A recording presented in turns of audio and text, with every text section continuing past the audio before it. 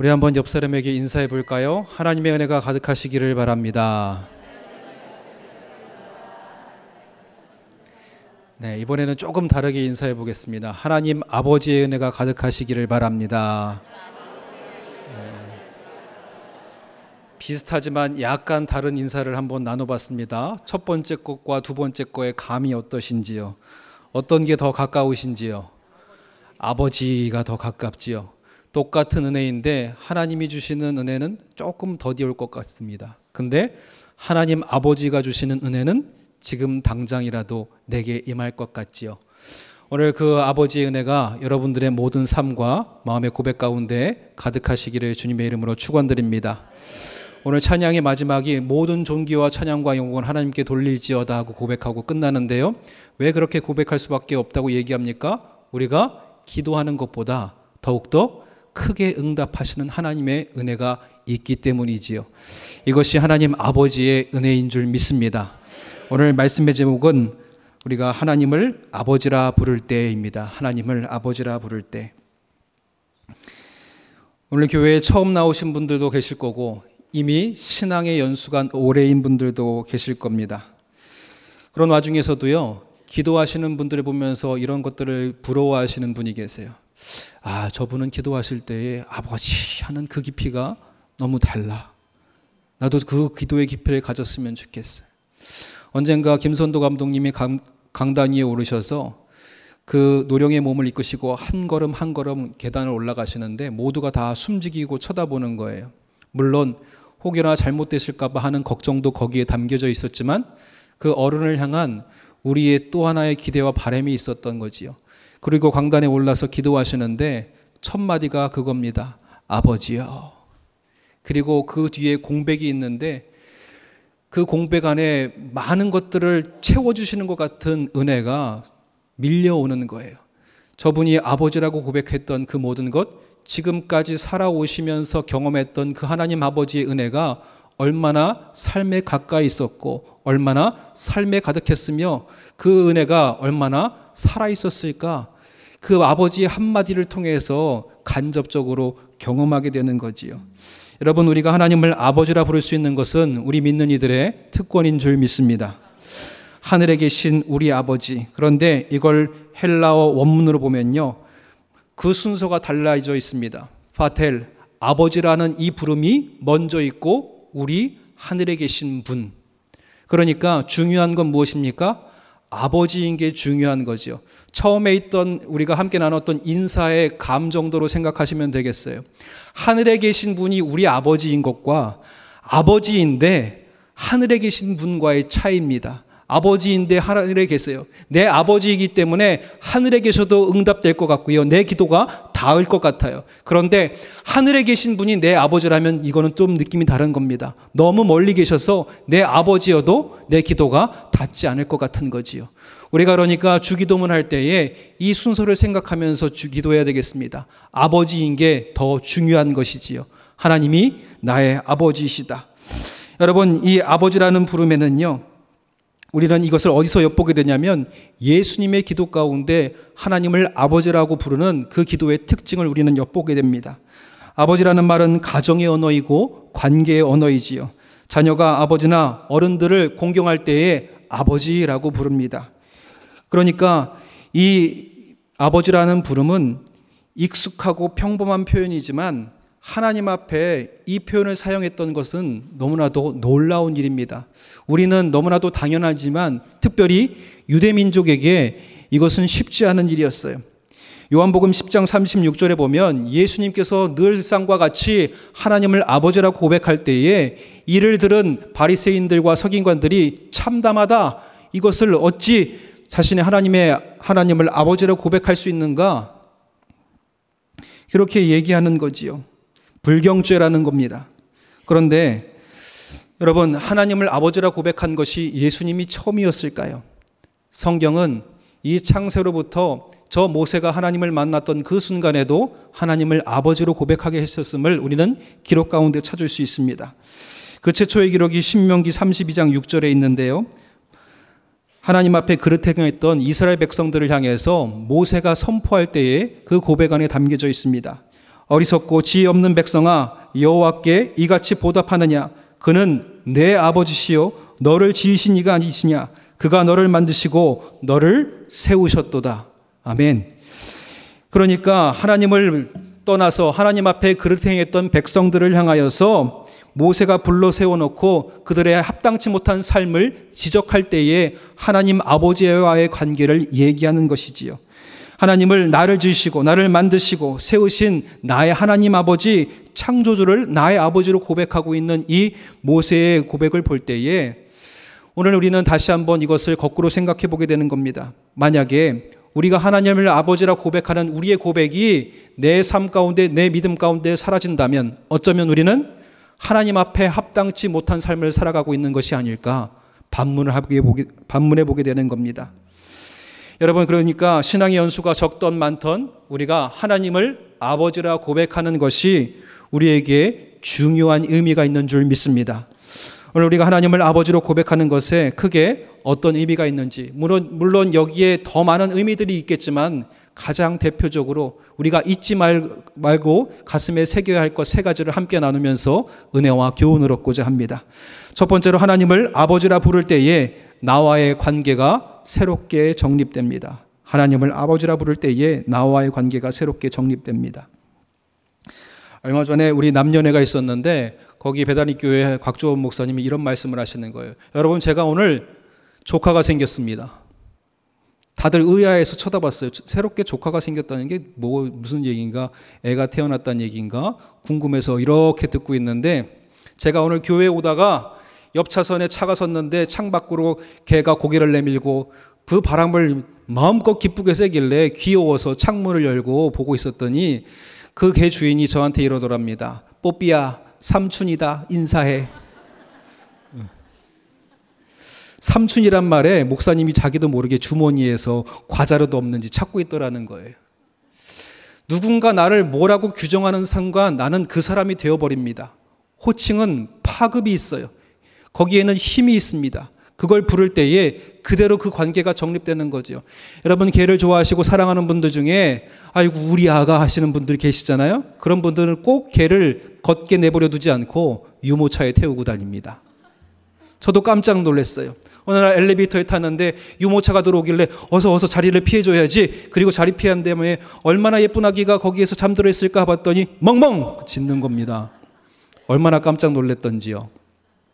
여러분, 우리가 개일지라도 내가 그 개를 어떻게 부르느냐에 따라 그 개의 위치가 달라지는 거예요. 여러분, 우리가 하나님을 아버지라고 부를 때에 우리와 하나님과의 관계가 거기서부터 세워지게 되는 줄 믿습니다. 예수님께서 제자들에게 궁금해하셨어요. 너희는 나를 누구라 하느냐? 그러니까 더러는 엘리야라, 더러는 선지자다 얘기한다 하면서 그중에 베드로가 놀라운 고백을 하지요. 주는 그리스도시요 살아계신 하나님의 아들이십니다. 그 고백을 이후에 이 베드로의 그 고백에 걸맞는 은혜가 주어집니다. 교회의 반석이 되고요, 또 천국의 열쇠가 주어지고요, 하늘에 묶인 것을 이 땅에서 풀면 하늘에서도 풀리는 권세를 그에게 허락해 주심을 우리가 보게 되는 거지요. 그런데 예수님을 구주로 고백하는 그 제자들 사이에서 다르게 주님을 불렀던 한 제자가 있었습니다. 그가 누구입니까? 유다는 주님을 부를 때에 랍비요, 선생이요, 그의 관계의 한계를 거기까지만 두고 말았던 거지요. 그 뒤의 삶을 볼 때에 그 관계가, 그 부르심이, 그 호칭이 얼마나 중요한지는 우리는 생각해 보게 되는 것이지요. 마틴 루터가 그렇게 얘기합니다. 우리가 하나님께 대하여 생각할 수 있는 최상의 이름은 아버지이다. 우리가 하나님을 아버지라 고백할 때에 받을 수 있는 은혜를 경험할 수 있다고 마틴 루터는 얘기하는 거지요. 우리가 아버지를 부른다는 것은 내 삶에 하나님을 아버지로 인정하는 것이고, 내 삶에 하나님의 은혜의 역사를 받아들이겠다는 결단을 우리 안에 세우게 되는 것인 줄 믿습니다. 오늘 하나님을 아버지라 고백하시면서 여러분, 아버지와의 관계를 다시 한번 세우시기 바랍니다. 여러분, 이 은혜가 있을 때에 우리는 새롭게 주님과의 거리에서 서는 거지요. 멕시코의 한 아버지가 재혼한 과정 가운데 딸들이 있는데 첫째 아들은 자기 딸이 아닌 거예요. 전 남편 사이에서 태어난 딸입니다. 그러니까 야, 나한테 아버지라고 불러라는 말도 쉽게 할 수가 없는 거예요. 그리고 심지어 성도 달라요. 혹여나 이 첫째 딸이 커가면서 상처받을까봐, 아이들 사이에서 놀림당하지 않을까봐 전전긍긍하면서 그 아이의 마음을 살피는데 온 마음을 쏟았지만 그 아이로부터 아버지라는 말을 들은 적이 없어요. 그런데 이 아버지의 생일날 그 첫째 딸이 작은 액자를 들고 와서 아버지에게 선물했습니다. 그 선물을 뜯자마자 이 아버지가 펑펑 우는 거예요. 도대체 뭘 받았을까요? 그 선물을 뜯어보니까 아버지의 성을 따라 자기의 성을 바꾸었다는 법적인 증명서가 액자 안에 담겨서 아버지한테 드린 거지요. 그리고 그때 이 아버지한테 딸이 처음으로 고백합니다. 아빠, 생일 축하해요. 이 말을 듣고 나자마자 펑펑 울기 시작하는 거예요. 그리고 울면서 이렇게 얘기합니다. 내가 지금까지도 너에게 모든 것을 해주고 싶었지만 이제후로 법적으로도 너에게 해줄 수 있는 모든 것을 내가 다 너에게 줄 거야. 내가 할 수 있는 모든 것을 다 담아서 너에게 다 해줄 거야. 그 자식들 앞에서, 그 딸 앞에서, 아내 앞에서 이 아버지가 울면서 고백하는 거지요.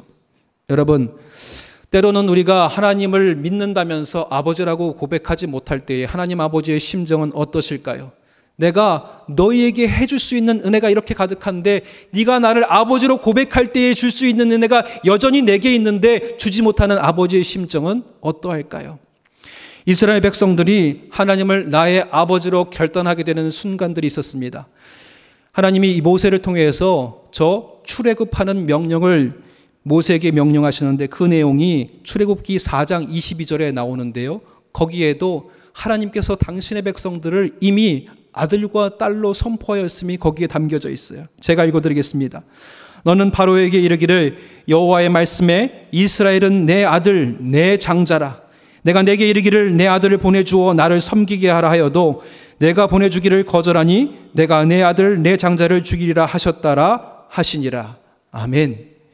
하나님께서 모세를 통해 명령하실 때 이미 그들의 백성을 하나님이 아들 삼으시고 자녀 삼으셨다는 하나님의 다짐을 여기에 담아 모세에게 명령하게 하셨어요. 그러면 이제 모세가 바로 앞에서 나가서 얘기하는 겁니다. 하나님의 말씀대로 우리 아들들을 이제 나아가서 하나님을 예배하게 하라. 그렇지 않으면 너희의 장자들이 죽을 것이라. 그리고 동일하게 이제 하나님의 아들 된 이스라엘 백성들에게 선포합니다. 오늘 너희들이 하나님을 나의 아버지라고 모신다면 어린 양의 피를 문설주에 바르고 오늘 재앙이 임하는 날에 그 재앙을 피하도록 해라. 6월절의 역사를 선포하는 거지요. 여러분, 그때에 하나님을 아버지로 인정하고 그 명령을 따라 준행하며 문설주에 어린 양의 피를 바른 이스라엘 백성들, 하나님이 아들 삼으신 자들에게는 재앙이 모든 것이 떠나간 은혜를 입었음을 보게 되는 거지요. 그런데 그와 반대로 하나님을 아버지라 고백하지 못했던 저 애굽의 장자, 그리고 그날의 모든 처음 난 것들은 다 재앙을 맞이하여 죽임을 당하게 된 것을 우리는 보게 됩니다. 여러분, 우리가 하나님을 아버지라 고백하고 주님과의 관계를 새롭게 하는 것이 우리에게 이와 같이 중요한 줄 믿습니다. 여러분, 이 안에서 하나님과의 나와의 언약 가운데 법적인 효력이 생기는 거지요. 하나님이 내가 하나님 앞에 하나님을 아버지라 고백하고 그 언약을 받아들이기로 결단하는 순간 그 언약에 맞게 하나님께서 우리를 위해서 준행하여 주시고 행하여 주신다는 것입니다.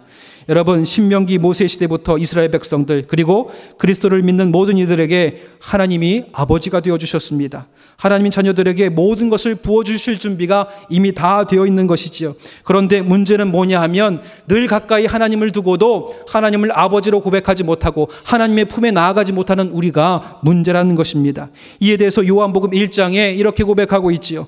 그가 세상에 계셨으며 세상은 그로 말미암아 지은 바 되었을 때 세상이 그를 알지 못하였고 자기 땅에 오매 자기 백성들이 영접하지 아니하였더라. 여러분, 우리가 하나님을 아버지라고 고백하지 않는다면 주님을 알지만 하나님을 영접하지 않는 것과 영접하지 못하는 것과 다를 바 없다라는 거지요. 하나님을 아버지라고 부른다는 것, 나와 하나님과의 관계를 맺고 하나님의 은혜 아래 거하기로 결단하는, 그리고 하나님을 내 삶에 영접하기로 결단하는 나의 고백이 된다는 겁니다. 오늘 다시 한번 이 믿음의 고백을 하나님 앞에 선포하시길 바랍니다. 하나님 아버지, 이 고백을 하나님께 드릴 때에 자녀된 우리에게 주시는 하나님의 충만한 은혜가 언약이 되어서 약속이 되어서 우리에게 부어짐이 될 줄 믿습니다. 두 번째로 하나님을 아버지라 부를 때에 자녀된 권세를 누리게 됩니다. 하나님을 아버지라 부를 때에 자녀된 권세를 누리게 됩니다. 외국인들이 한국에 와서 잘 이해하지 못하는 문화 중에 하나가 식당 문화예요. 언젠가 유학 온 외국인 친구와 함께 밥을 먹어주기 위해서 늘상 점심을 먹던 친구가 있었는데 그 친구에게 이 외국인 유학생이 어느 날 심각한 표정으로 물어보더라는 겁니다. 너 내 질문 오해하지 말고 들어. 이거 상당히 개인적인 질문인데 너무 궁금해서 물어보는 거야. 너 엄마가 도대체 몇 명이야? 무슨 소린가 하고 가만히 다시 한번 되물어봤더니 밥 먹으러 갈 때마다 이모 여기 반찬 좀 더 주세요. 엄마 저 왔어요. 오늘 반찬 뭐예요? 이렇게 하니까 이 친구가 혼란스러웠던 거예요. 아니 저쪽 밥집도 엄마라 그랬는데 여기는 이모가 있고 저기는 삼촌이 있고 혼란스러웠던 거지요. 우리는 다 압니다. 식당에서 우리가 뭐라고 부르느냐에 따라서 받는 혜택이 달라지지요. 식당에서 하수는 이럽니다. 저기요 여기 주문 좀 받아주세요. 그래도 조금 낫다 싶으면 사장님 종업원일지라도 뻔히 봐도 종업원은 유니폼을 입고 있지만 사장님 하고 부릅니다. 그 다음에 고수가 되면 뭐라고 불러요? 이모, 삼촌, 저 왔어요. 초고수는 뭐라고 부릅니까? 아빠, 엄마, 오늘 반찬 뭐예요? 그러면 그 관계가 지속되잖아요. 이제는 손님이 부르는 게 아니라 주인이 손님을 아들 왔어? 이렇게 부릅니다. 저도 경험해 봤어요. 배고픈 시절 돈 3,000원 백반식당 가서 밥 먹는데 항상 눈치 보이는 게 뭐냐면 반찬 퍼가는 거예요. 근데 주인을 향해서 엄마, 아빠 고백하는 순간 다음부터 접대가 달라지면 아들 왔어. 오늘 밥은 네가 먹고 싶은 만큼 퍼먹어. 남기지만 마. 그 은혜를 경험하게 됩니다. 코칭을 통해서 우리가 관계가 세워지고요. 그리고 그 관계에 걸맞는 은혜를 우리가 누리게 되는 거지요. 제가 우스갯소리로 얘기했지만 이것이 우리 믿음 안에도 동일하게 적용될 줄 믿습니다. 하나님께서 오늘 말씀 가운데 이렇게 선포하시지요. 네가 이전까지는 종과 같은 모습으로 있었을지라도 하나님의 성령의 영이 우리를 도우셔서 속량하여셔서 율법을 통하여서 우리에게 하나님의 아들이라 일컬음을 받는 명분을 허락하셨다는 겁니다. 그리고 6절부터 7절에 이렇게 말씀하십니다. 너희가 아들이므로 하나님이 그 아들과 영을 우리 마음 가운데 보내사 아빠, 아버지라 부르게 하셨느니라. 그러므로 내가 이후로는 종이 아니요 아들이니 아들이면 하나님으로 말미암아 무엇을 유업을 받을지니라. 아멘. 우리는 하나님의 아들이 된 권세, 하나님의 딸이 된 권세, 그 권세를 우리는 누리고 있는 자들입니다. 그러니까 그 자녀된 권세로 인하여서 하늘의 유업이 이제 우리의 것이 되는 것이지요. 그런데 여러분 어려워 마시지 말기 바랍니다. 하나님을 아버지로 고백하는 게 굉장히 어색한 순간이 있어요. 믿지 않는다는 사람들은 하나님을 알지만 하나님이라고 얘기는 하지만 아버지로 고백하지 못합니다. 그런데 성령이 도우신다는 거예요. 양자의 영을 우리에게 보내주셔서 그 영을 통해서 우리가 고백할 수 있도록 깨닫게 하시고 밝히 알게 할 수 있도록 하나님이 늘 우리를 도와주신다는 겁니다. 우리는 하늘아버지의 양자로 입양되었습니다. 거룩한 생명 곧 성령님을 중심에 품고 살아가는 거지요. 예수님으로 말미암아 용납과 사랑을 받고 있습니다. 모르는 바가 아니지요. 나는 하나님의 아들입니다. 자녀입니다. 때로는 이 강단에서 선포되는 목사님들의 말씀을 통해서 우리는 그렇게 알고 있습니다. 그런데 우리는 이것을 단단히 부여잡지 못하고 때로는 놓쳐버릴 때가 많아요. 여전히 세상의 나쁜 습관에 시달리고 걱정과 낙담과 분노 등에 쉽게 휩쓸리기 일쑤입니다. 예수 안에서 부요해졌으면서 다시 세상 안에서 가난한 삶을 살아가고 있는 것이 우리의 모습이라는 겁니다. 그런데 이때에 하나님이 아버지가 되어주셔서 그 은혜를 주시는데 자꾸 우리는 아버지의 품을 떠나 멀리 세상 가운데 나가려고 하는 탕자의 모습을 주님 앞에 보이고 있다는 거지요. 세상에 더 즐거움이 있는 것 같습니다. 세상에 기쁨이 있는 것 같고 세상에 만족이 있는 것 같습니다. 하나님을 만나러 나오기보다 하나님을 아버지로 고백하기보다 세상에 나아가서 기쁨과 만족을 누리는 우리들의 모습이 저 탕자와 다를 바 없는 거지요. 그리고 나아가서 마지막에서야 깨닫게 됩니다. 모든 것을 다 잃고 그때서야 내 마음속에 하나님을 향한 마음이 조금씩 솟아오르게 되는 거지요. 그때는 너무나도 부끄러워서 내가 하나님의 아들이라, 아버지의 아들이라 일컬음 받지 못하고 종의 한 사람으로 있을지라도 아버지께 나아가기를 바라는 모습으로 우리는 돌아서게 되는 거지요. 우리는 부끄러워할지라도, 그런데 아버지는 부끄러워하지 아니하고 그 아들을 맞이하면서 반지를 끼워주고 살찐 송아지로 다시 아들의 지위 그대로 인정해주고 영접하는 것을 우리는 보게 되는 거지요. 여러분, 다시금 하나님의 품으로 돌아오시기 바랍니다. 하나님의 자녀된 권세는 지워지지 않고 사라지지 않습니다. 내가 인정하지 않고 있을지라도 그 순간에 하나님은 우리를 여전히 아들과 딸의 권세 위에 두시고자 하시는 분이 우리 하나님이시라는 거지요. 여러분, 이 가운데 우리가 하나님 앞에 돌아와 우리의 모든 걱정과 근심, 저 탕자가 세상에 나아가서 더 이상 먹을 것이 없어서 쥐염례로 줄인 배를 채우고자 했을 때에, 먹는 것과 입는 것, 머무는 것이 걱정이 되었을 때에 아버지 품에 앉자마자 이 모든 근심과 걱정은 다 사라지게 됩니다. 그러니까 우리가 오늘 하나님의 자녀된 권세로 하나님 앞에 나아가 섰을 때에 모든 근심과 걱정이 우리 안에서 제일 먼저 사라지게 되는 것이지요. 두려워 말라, 내가 너와 함께함이라. 놀라지 말라, 나는 내 하나님이 됨이라. 수고하고 무거운 짐진 자들아 다 내게로 오라. 어디에 있든지 하나님을 떠나든지 곁에 있든지 모든 당신의 백성들을 향한 이것이 하나님의 마음과 심정이라는 것이지요. 세상에서 마귀가 우는 사자처럼 우리를 벌려 삼켜 집어삼키려고 할 때에도 그 가운데 우리는 선포하는 겁니다. 하나님은 나의 아버지시라.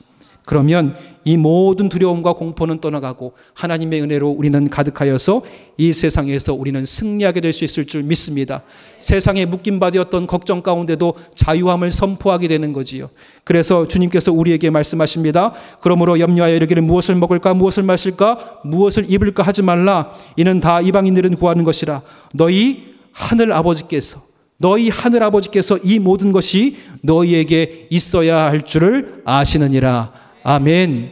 우리가 하나님을 아버지로 고백할 때에 내게 있어야 할 것이 무엇인지 하나님이 다 아시고 우리를 위해서 채워주실 줄 믿습니다.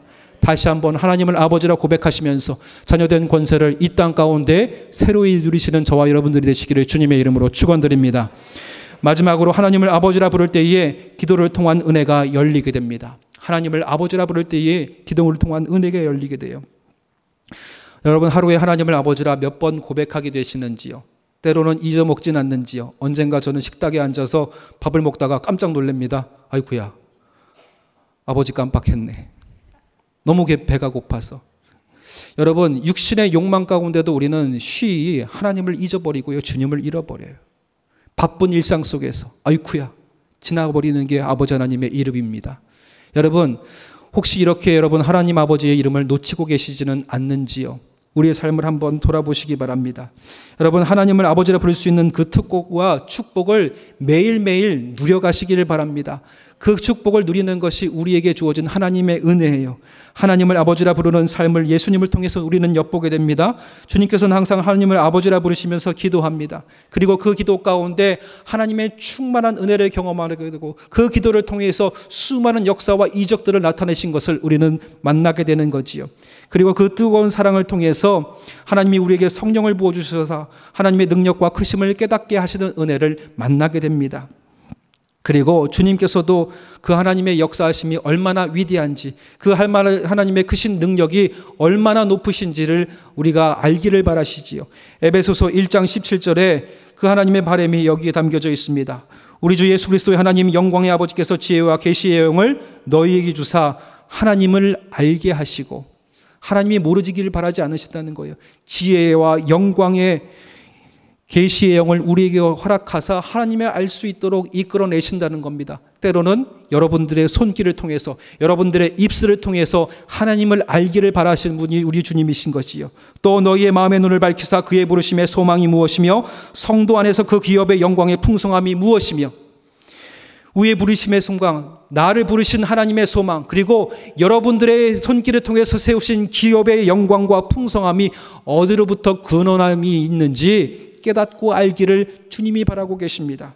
그리고 그 힘의 위력의 역사심을 따라 믿는 우리에게 베푸신 능력의 지극히 크심이 어떠한 것을 너희로 알게 하기를 원하노라.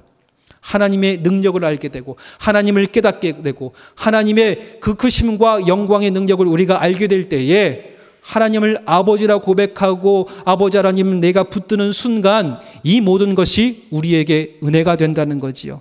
제가 서두에서 말씀드렸던 대로 김선도 감독님이 강단에 올라서 다른 기도하지 않으시고 아버지라고 불렀던 것, 그 안에는요 이 고백이 다 담겨져 있는 겁니다. 하나님의 능력이 크고 위대하심을 내가 압니다. 하나님이 계시의 영으로 아버지의 영광을 깨닫게 하신 그 지혜를 내가 압니다. 하나님께서 나의 눈을 밝히시고 그의 부르심의 소망이 무엇이며 내 기업에 마르지 않는 풍성함의 근원이 무엇인지 나는 압니다. 고백하는 고백이 이 아버지 한마디에 담겨져 있는 것이지요. 여러분, 그 성령의 도우심을 따라 여러분 하나님을 아버지로 고백하시기 바랍니다.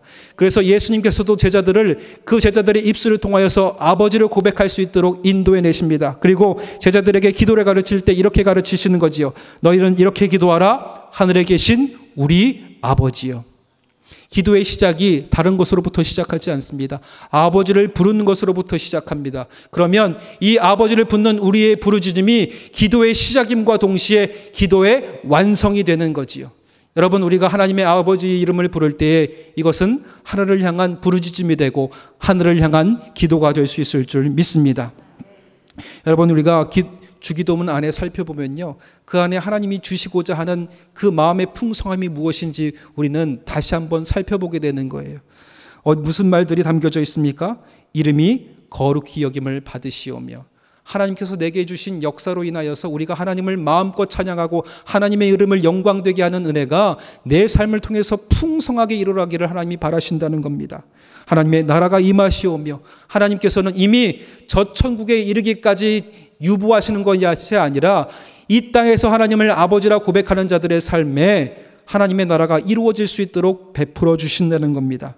그 은혜의 풍성함이 여기에 담겨져 있어요. 또 뜻이 하늘에서 이루어진 것 같이 어디에서도 땅에서도 이루어질 수 있도록, 그리고 우리에게 매일 일상에 필요한 양식들로 채워주고자 하시니, 또 죄 지은 자를 사하여 주고자 하시는 하나님의 은혜, 시험에 들게 하지 않고 악에서 구원하시고자 하는 구원의 손길을 오늘 우리는 주기도문 안에서 만나게 되는 거지요. 이 모든 기도와 간구가 기도의 시작 가운데 그리고 이미 완성된 것을 믿고 선포하는 겁니다. 하늘에 계신 우리 아버지요 고백하고 마지막 끝자락에 뭐라고 우리는 고백합니까? 대개 나라와 권세와 영광이 아버지께 영원히 있사옵나이다. 아멘.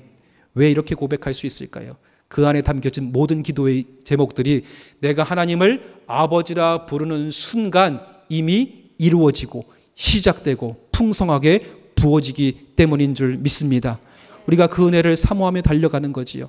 그런데 제가 이런 얘기를 할 때 어떤 분은 그러세요. 목사님, 저는 어떤 기도를 해야 될지 모르겠어요. 그러면 여러분 고민하지 마시기 바랍니다. 그저 아버지의 이름을 부르는 것만으로 하나님이 우리에게 응답하여 주실 줄 믿습니다. 다윗은 이렇게 고백해요. 시편 139편 4절에 그가 환난과 고난 중에 자기의 마음의 것을 너무 슬퍼서 너무 힘들어서 너무 두려워서 하나하나 고백하지 못할 때에 하나님께 올려드리는 기도를 고백하면서 이렇게 얘기합니다. 여호와여, 내 혀의 말을 알지 못하시는 것이 하나도 없으시나이다. 우리가 하나님 아버지의 이름만 고백해도 주님께서는 내 마음에 있는 것들 내 입술의 혀끝으로 고백되지 않아도 하나님이 다 아시고 이루어 주신다는 거지요. 여러분, 우리의 자녀들 가끔씩 보면 저는 어머니의 위대함을 보게 됩니다. 아들이 학교 가다가 엄마 그러면 양말 그 위에 있어. 또 딸이 가다가 엄마 그러면 용돈 부족하다고 네 서랍 안쪽에다가 돈 10,000원 챙겨놨다. 설명도 안 했는데 이 아들과 딸의 목소리의 크기 고조만으로도 엄마가 그 필요가 무엇인지 다 알고 미리 다 부어주시는 거예요. 사람의 어미와 아비가 이 정도일진데 우리의 영적인 하늘에 계신 아버지, 그 크고 위대하심이, 그 능력의 풍성함이 높으신 하나님께서는 어떻게 우리에게 응답해 주실까요? 여러분, 그러니까 아버지의 이름을 부르는 순간 우리는 이미 이루어진 줄 믿고 고백하며 선포하는 것이지요. 하늘에 계신 우리 아버지요. 여러분, 오늘 이 이름을 다시 한번 새롭게 고백하시고 선포하시기 바랍니다. 그래서 하나님과의 나와의 관계를 새롭게 세우시고 자녀된 권세를 누리면서 내가 아버지를 부르는 순간 나를 위해서 역사하시는 하나님의 은혜의 풍성함을 경험하시는 저와 여러분들이 되시기를 주님의 이름으로 축원드립니다. 기도하겠습니다. 사랑의 하나님, 때로는 세상의 즐거움을 쫓아 아버지 하나님 주님의 품을 떠났던 우리의 연약함을 용서하여 주시옵소서. 아버지 하나님, 우리에게 성령을 보내사 끊임없이 하나님을 아버지라 고백하게 하신 깨달음과 밝히시는 하나님의 그 은혜를 우리가 누리게 하여 주시옵시고, 다시금 우리의 입술로 하나님을 아버지라 고백할 때에 하나님과 나와의 관계가 새롭게 정립되게 하시고 하나님과 나와의 세워진 언약이 새로워지게 하여 주시고, 우리로 하여금 하나님의 자녀된 권세를 누리게 하시며 하나님을 아버지라 부를 때에 이 기도의 간구가 부르짖음이 하늘을 향한 기도가 되게 하사 응답해 주시는 하나님의 은혜의 풍성함을 누리는 당신의 백성들 되게 도와주시옵소서. 오늘 우리 여기에 있는 당신의 모든 백성들의 하나님을 아버지라 고백하면서 세상에서 주의 자녀로 살기로 결단하는 이들의 모든 결단 위에 주님께서 함께하여 주실 것을 믿사오며 감사드리며 예수님의 이름으로 기도드렸사옵나이다. 아멘.